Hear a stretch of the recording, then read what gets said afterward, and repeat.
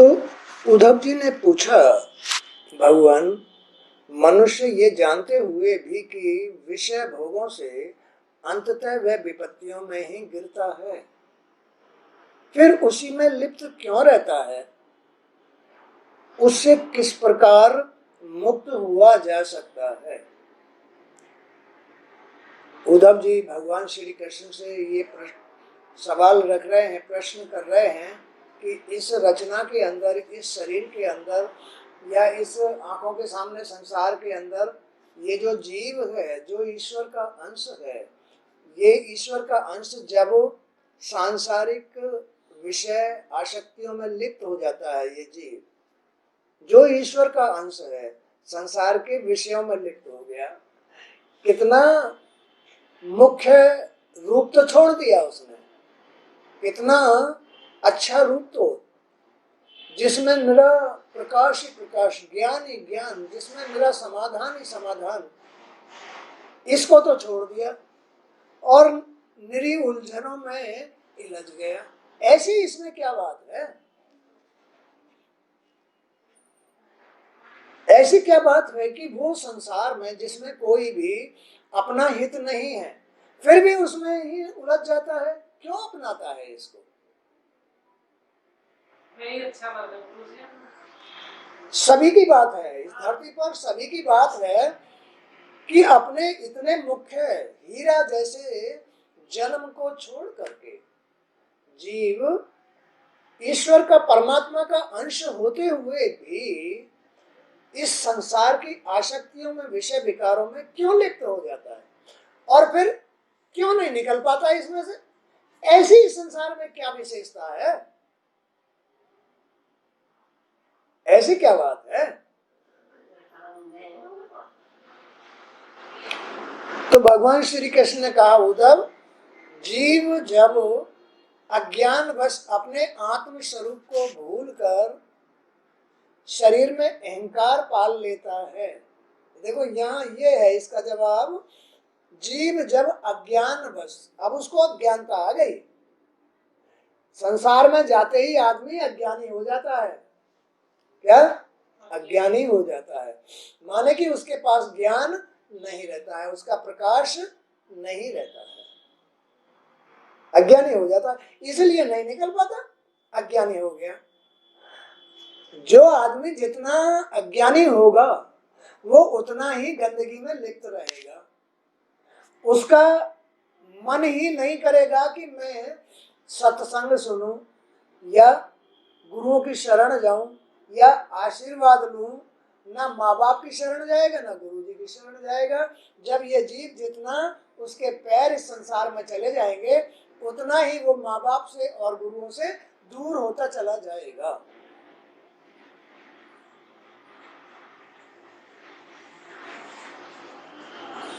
इसलिए कोई भी आदमी हो, बच्चे से लेकर के बड़े तक, बूढ़ा तक, कोई भी, उसको ये संसार तो घटिया बनाता ही है।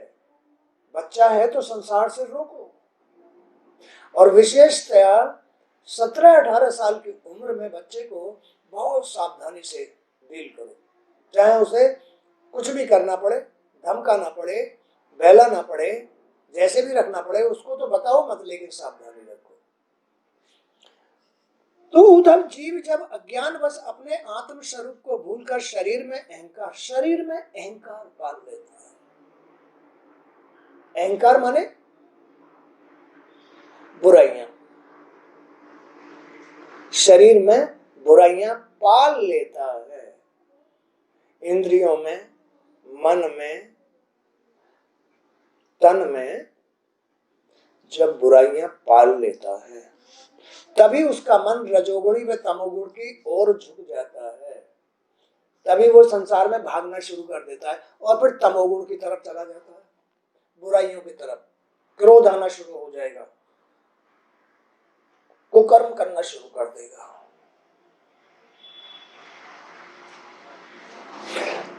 जीव जब अज्ञानवश अपने आत्म स्वरूप को भूलकर शरीर में अहंकार पाल लेता है, तभी उसका मन रजोगुण की तरफ और विकारों की तरफ झुक जाता है। मन मन माने ये इंद्रियां और ये तन, अंदर मन है, इनके द्वारा ही मन बनता है।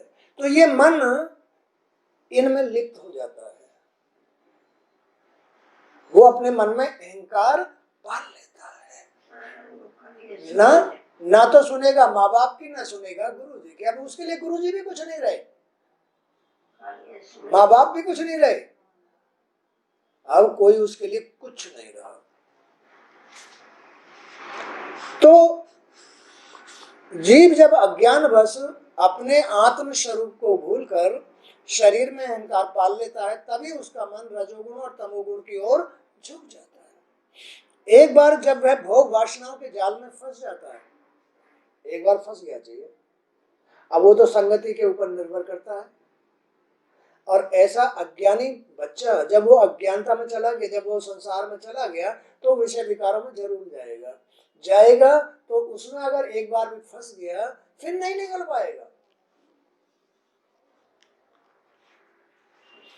तो एक बार जब वह भोग वासनाओं के जाल में फंस जाता है, तब फिर उससे बाहर निकलना उसके लिए बड़ा कठिन हो जाता है। ऐसी है ये इंद्रियां, ऐसा है ये तन मन, फिर उनसे निकलना बड़ा मुश्किल। माँ बाप को बेच देगा, घर बेच देगा और इनको सबको त्याग देगा, लेकिन इनको ना त्यागेगा।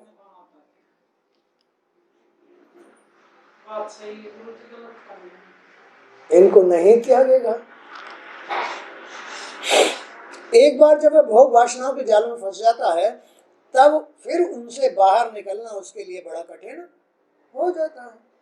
उससे बाहर निकलने के लिए, अब इससे बाहर निकलने के लिए उसे सत्संग की जरूरत है,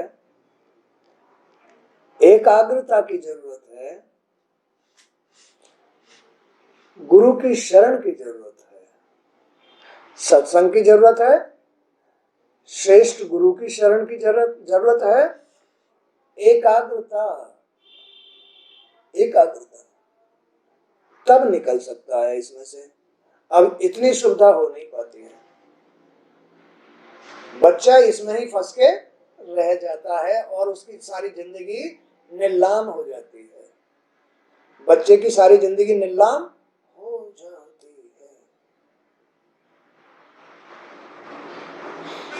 तो अब माँ बाप की चौकसी की जरूरत है। माँ बाप चौकीदार बनेंगे तो बच्चा इस उम्र से निकल करके सही रास्ते चलेगा, और माँ बाप अगर चौकीदार नहीं बने तो वो चला जाएगा, उसके लिए गेट खुला है, उसके लिए गेट खुला है। इनमें चिपक ज्यादा है, इनमें खिंचाव ज्यादा है, और ये अपनी तरफ एक बार जिसको खींच लिया फिर उसे नहीं छोड़ते हैं। ये ऐसी हथकड़ी है।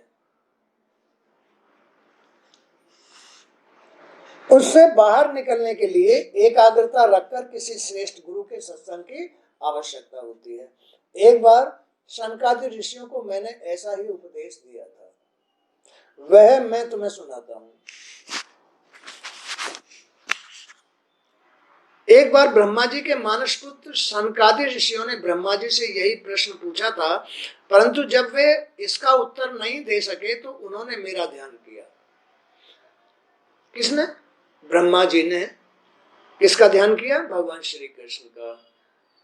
कुछ संतों ने यही प्रश्न पूछ लिया कि संसार में जाने के बाद आदमी का मन ध्यान भगवान में क्यों नहीं लगता है, क्या ऐसी बात है?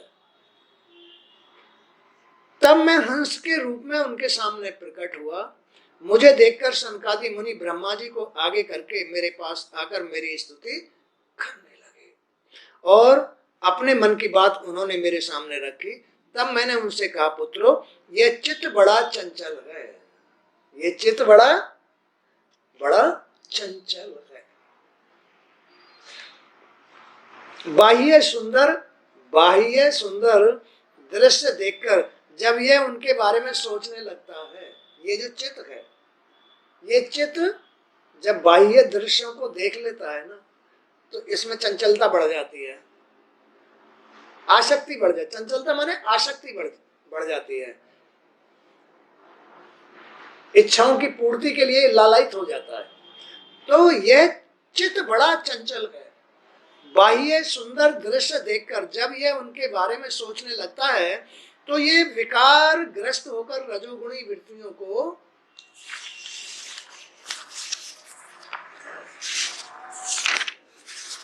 अपना लेता है। रजोगुणी वृत्तियों को मतलब संसार की जो आशा, तृष्णा, विषय, आसक्तियां हैं उनको अपना लेता है। ये चित्त बड़ा चंचल है, जो बाहर की वस्तुओं में ज्यादा रमता है, सांसारिक बातों में ज्यादा रमता है। ये विषय और चित्त दोनों ही देह के साथ जुड़े हैं, तो तन खराब कर देते हैं। विषय और चित्त दोनों ही देह के साथ जुड़े हैं। आत्मा अर्थात मेरा इनके साथ कोई संबंध नहीं है। ये चित्त क्या है? मन। ये मन ही चित्त है। मन बड़ा चंचल होता है। इस मन का और इस देह का, इस संसार का बड़ा गहरा रिश्ता है। क्या है ये? इस मन का और इस संसार का बड़ा जन्मजात रिश्ता है। ये इससे ही तो पैदा होता है, शरीर से, इंद्रियों से ही तो मन पैदा होता है। तो ये मन बड़ा चंचल है। ये एक बार जब बाह्य चमक धमक में निकल जाएगा या बाह्य विषयों में निकल जाएगा, बस उसमें ही रम जाता है। और तुम देख लो बच्चे कितने बुरे बुरे कर्म कर जाते हैं, कर जाते नहीं? तो इसको, इसमें से वापस लाने के लिए केवल एक ही तरीका है, सत्संग सुनना, गुरुओं की शरण में आना। तब वो उसको बहला के, पुचकार के, ये अच्छी बातें सुना के उसको वापस लेके आते हैं, लेके आते हैं। एक बार नहीं, 2 बार में आ जाएगा, 2 बार में नहीं, 3 बार में आ जाएगा। लेकिन ये प्रयास तो माँ बापों को करना पड़ेगा। तब वो ये हिरण की तरह भागना छोड़ करके एकाग्रता पसंद करेगा। ये मन की चंचलता है। चंचल हो गया मन चंचल हो गया। जब तक ये सामग्री नहीं मिलेगी तब तक उसमें एकाग्रता नहीं आएगी, और एकाग्रता ही उसकी कामयाबी है। ये सांसारिक चंचलता कामयाबी नहीं, कहीं गलत भी फंस जाता है बच्चा। तो ये विषय और चित्त दोनों ही देह के साथ जुड़े हैं। आत्मा अर्थात मेरा इनके साथ कोई संबंध नहीं है, फिर भी मैं फंस जाता हूं। ये चंचल चित्त मन जो है मुझे फंसा लेता है, फिर भी मुझे फंसा लेता है। कभी कभी तो ये मुझे बहुत बुरा परिणाम दिलाता है, कष्ट दिलाता है। रोगों में, कहीं ना कहीं रोगों में फंसा देता है, कहीं ना कहीं मुझे ऐसे जंजाल में फंसा देता है कि मैं बस बर्बाद हो जाता हूँ। कभी कभी मुझे ऐसे परिणामों में भेज देता है जहां मेरी जिंदगी खराब हो जाती है। ऐसा है ये। तो ये विषय और चित्त दोनों ही देह के साथ जुड़े हैं। आत्मा जो जीव, पहले जीव नहीं था, ईश्वर का अंश था। जीव तो अब बना है, मन की चंचलता से जीव बन गया, संसार में आने के बाद जीव बन गया। तो दोनों ही देह के साथ जुड़े हैं। आत्मा अर्थात मेरा इनके साथ कोई संबंध नहीं है। इसलिए बार बार विषयों का सेवन और चिंतन करने से चित्त विषय वासनाओं में डूब जाता है। चित्त विषय वासनाओं में डूब जाता है।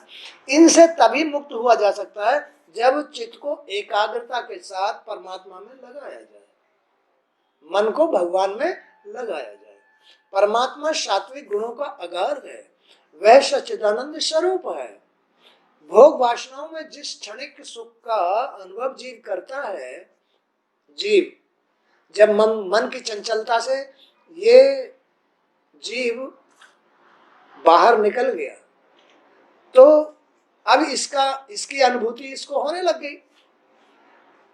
ये कष्टदायी है, अस्थायी है, ये सुख नहीं है, जंजाल है। 2-4 पल के उपरांत ही वह सुख की अनुभूति नष्ट हो जाती है। जिस सुख के लिए इसमें वो घुसता है, वो अनुभूति 2-4 मिनट के लिए होती है और फिर खत्म हो जाती है। तो उसे सदैव के लिए रहने वाला सच्चिदानंद सुख प्राप्त हो जाए, इसके बाद किसी सुख की आवश्यकता नहीं रहती है। तो इसलिए आदमी को इसमें ज्यादा आसक्त नहीं होना चाहिए संसार में, क्योंकि इसकी आसक्ति से ही आदमी अज्ञानी बनता है। ज्ञान नष्ट हो जाता है, अपना स्वरूप नष्ट हो जाता है और संसार में इसके परिणाम क्या आते हैं? काम, क्रोध, लोभ, मोह, मद। ये 5 शत्रु इस संसार में इस जीव के तैयार हो जाते हैं जब संसार में बाहर पैर निकल जाते हैं। इनसे अब क्रोध से उसका ज्ञान नष्ट रहेगा, स्मृति नष्ट रहेगी, पागल हो गया। क्रोध से ये परिणाम बनता है और लोभ से वो कहीं ना कहीं फंसता रहेगा, लोभ की नैया हमेशा डूबती है। मद से कहीं ना कहीं वैसे फंसता रहेगा, कहीं पिटेगा, कहीं कुछ करेगा। अहंकार, मद, अभिमान। तो ये सारी जो संसार की जो ये आसक्तियां हैं, इच्छाएं हैं, या जो संसार में बच्चा घुस जाता है, इसमें से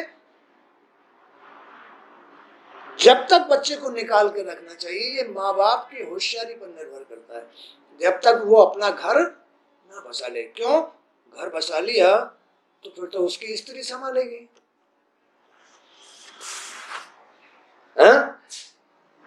अब ये तो जरूरी नहीं है संसार में बच्चे को फंसाना, इसमें आनंद नहीं है। आनंद तो ईश्वर के भजन में है। लेकिन फिर भी, अरे तने लड़के की शादी नहीं की, अरे तने बच्चे की शादी नहीं की। ये संसार जैसा है वैसा ही चाहता है, नहीं तो फिर माँ बापों को जीने नहीं देता है। इसमें वो सुख नहीं है संसार में जो सुख भगवान के भजन में, भगवान की शरण में, ज्ञान में, अपने वास्तविक रूप में, जो भगवान के वास्तविक रूप में जो आनंद है वो इस संसार के क्षणिक आनंद में नहीं है।